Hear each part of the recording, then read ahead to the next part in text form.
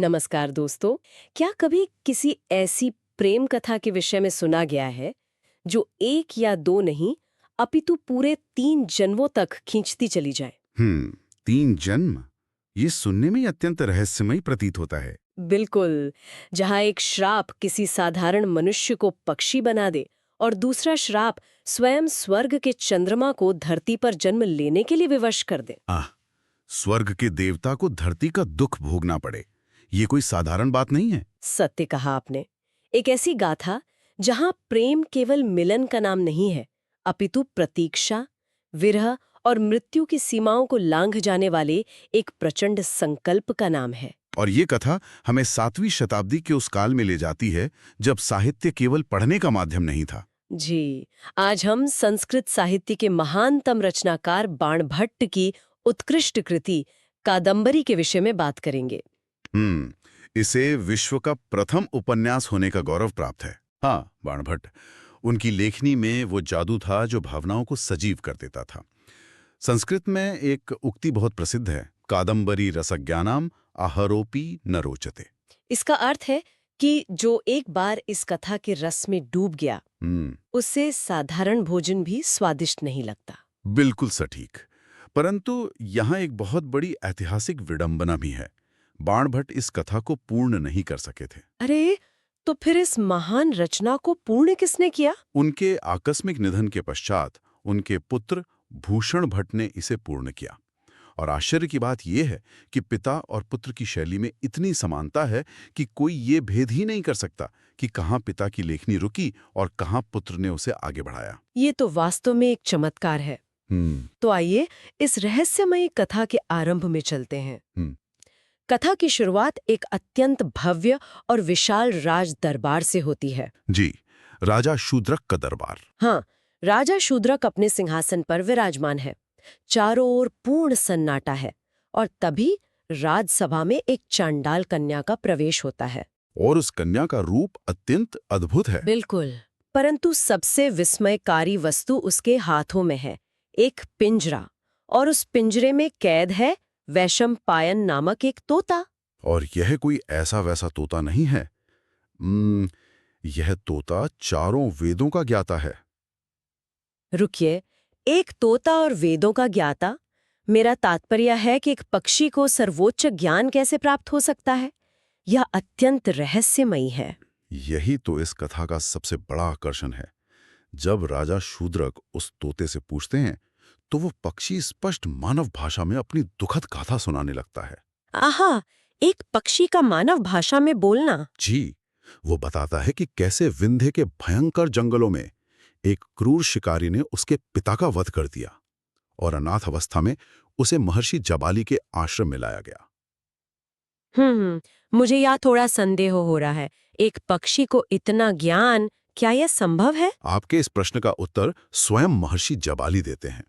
जब तोते को उनके समक्ष लाया जाता है तो वे एक अत्यंत गंभीर बात कहते हैं। वे क्या कहते हैं? वे कहते हैं, यह अपने ही कर्मों का फल भोग रहा है। ओ, अपने ही कर्मों का फल। अर्थात ये तोता पूर्व जन्म में कोई मनुष्य रहा होगा। बिल्कुल। महर्षि के इन वचनों से ही अतीत के सारे बंद द्वार खुल जाते हैं। यहीं से कथा अपने सबसे बड़े रहस्य की ओर मुड़ती है। तो महर्षि जबाली अतीत की कौन सी कथा सुनाते हैं? वे राजा तारापीड़ के पराक्रमी पुत्र चंद्रापीड़ और उसके घनिष्ठ मित्र वैशंपायन की गाथा सुनाते हैं। और ध्यान रहे, यहाँ वैशंपायन एक मनुष्य है। हाँ, एक मंत्री का पुत्र। और यह कथा तब अत्यंत रोचक हो जाती है जब चंद्रापीड़ विश्व विजय के अभियान पर निकलता है। जी, और भटकते हुए वह एक अत्यंत अलौकिक स्थान पर पहुंच जाता है, अछोदा सरोवर। अछोदा सरोवर। बाणभट्ट ने इसका जो वर्णन किया है, ऐसा प्रतीत होता है मानो वहां समय स्वयं ठहर गया हो। बिल्कुल। और उसी सरोवर के तट पर चंद्रापीड़ एक दृश्य देखता है जो उसके हृदय को झकझोर देता है। हाँ, एक तपस्विनी, श्वेत वस्त्र धारण किए हुए, शरीर पर भस्म लगाए और हाथ में वीणा लिए हुए, वो महाश्वेता है। उसके मुख पर एक असीम दुख है, एक ऐसा वैराग्य जो किसी को भी रुला दे। जब चंद्रापीड़ उससे इस वैराग्य का कारण पूछता है तो महाश्वेता अपने अतीत की जो परतें खोलती है, आहा, वो अत्यंत करुण है। वो बताती है कि उसका हृदय एक ऋषि कुमार पुंडरीक के लिए धड़कता था। परंतु विरह की असहनीय वेदना के कारण पुंडरीक के शरीर ने उस प्रेम की अग्नि को सहन नहीं कर पाया। जी, चंद्रमा की शीतल किरणें भी पुंडरीक को अग्नि के समान जला रही थीं और अंततः तड़पते हुए पुंडरीक ने अपने प्राण त्याग दिए। ये अत्यंत हृदय विदारक है, परंतु इसके पश्चात जो हुआ उसने पूरे ब्रह्मांड को हिलाकर रख दिया। पुंडरीक का मित्र कपिंजल वहीं उपस्थित था। अपने मित्र की मृत्यु देखकर वो शोक और क्रोध से पागल हो गया। और उसने क्रोध में आकर स्वर्भ के चंद्रमा को ही श्राप दे दिया। हाँ, उसने चंद्रमा से कहा, तुम्हें धरती पर जन्म लेना होगा और विरह का यही असहनीय दुख भोगना पड़ेगा। ये नियति का कैसा क्रूर परिहास है। और इसके प्रतिशोध में चंद्रमा ने भी पुंडरीक को श्राप दे दिया। चंद्रमा ने कहा, तुझे भी मेरे साथ धरती पर अवतरित होकर ये पीड़ा भोगनी होगी। देवता और मनुष्य दोनों एक दूसरे के पतन का कारण बन रहे हैं। ये शोक का अंधा आवेग है। सत्य कहा। और महाश्वेता केवल इसलिए जीवित है क्योंकि एक दिव्य आकाशवाणी ने भविष्यवाणी की थी कि उसका प्रेमी अवश्य लौटेगा। उस क्षीण सी आशा ने ही उसे जीवित रखा है। परंतु कथा यही नहीं रुकती। महाश्वेता चंद्रापीड़ को अपनी अभिन्न सखी कादम्बरी से मिलाने ले जाती है। कादम्बरी, इस महाकाव्य की मुख्य नायिका। जी, कादम्बरी ने एक अत्यंत कठोर प्रण लिया हुआ है कि जब तक उसकी सखी महाश्वेता दुखी है वह विवाह नहीं करेगी। परंतु नियति को कुछ और ही स्वीकार्य था। जैसे ही कादम्बरी की दृष्टि चंद्रापीड़ पर पड़ती है, सब कुछ बदल जाता है। ये प्रथम दृष्टया प्रेम का ऐसा प्रहार है जो उसके सारे प्रण तोड़ देता है। वह मौन रह जाती है, परंतु आंखों ही आंखों में एक गहरा समर्पण हो जाता है। मेरा तात्पर्य है ये स्थिति उस शांत ज्वालामुखी के समान है जो बाहर से बिल्कुल मौन है, परंतु जिसके भीतर भावनाओं का उबलता हुआ लावा बह रहा है। बिल्कुल। परंतु इससे पूर्व कि वे कुछ कह पाते, चंद्रापीड़ को उसके राज्य से बुलावा आ जाता है और वो अपने मित्र वैशंपायन को उसी सरोवर के पास छोड़कर लौट जाता है। और यही वो क्षण है जहां से विनाश का सबसे भयंकर अध्याय आरंभ होता है। क्या होता है वहां? पीछे छूटा हुआ वैशंपायन महाश्वेता को देखता है और विडंबना देखिए, वो अपनी सुध-बुध खो बैठता है और महाश्वेता के प्रति कामुक हो जाता है। अरे, एक तपस्विनी के प्रति जो पहले से ही किसी की प्रतीक्षा में जीवन त्याग चुकी है। हाँ, ये महाश्वेता के लिए घोर अपमान था। उसका संयम टूट जाता है। क्रोध से भस्म होती महाश्वेता उसे श्राप देती है, तुमने संयम भंग करने का प्रयास किया है, तुम्हारी बुद्धि पक्षियों के समान है, जाओ तुम तोता बन जाओ।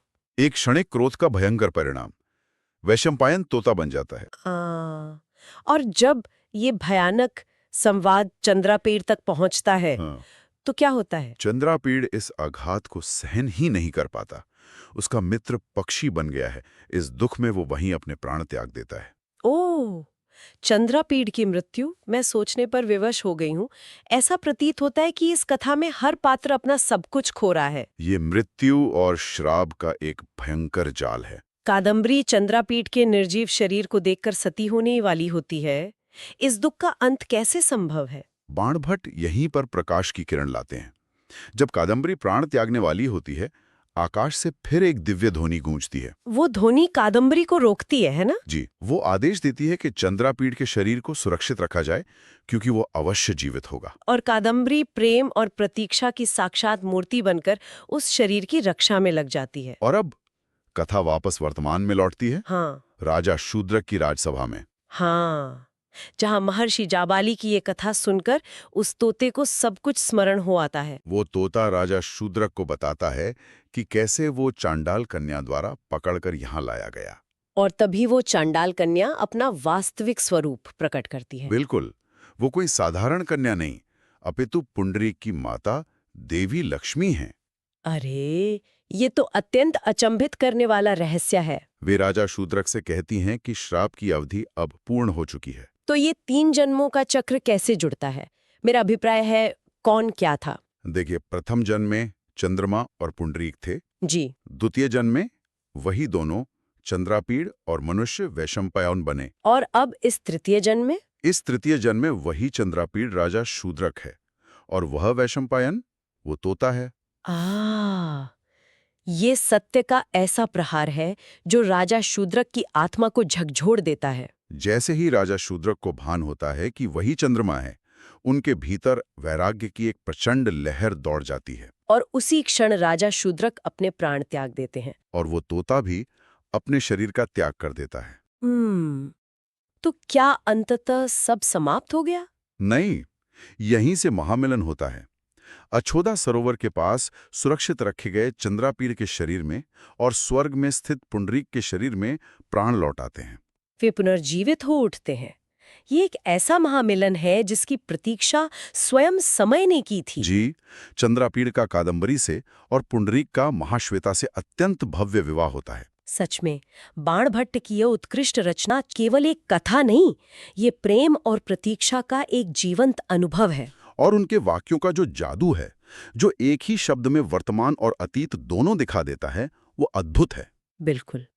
कर्मों का चक्र हर जीव को अपने अनुसार घुमाता है।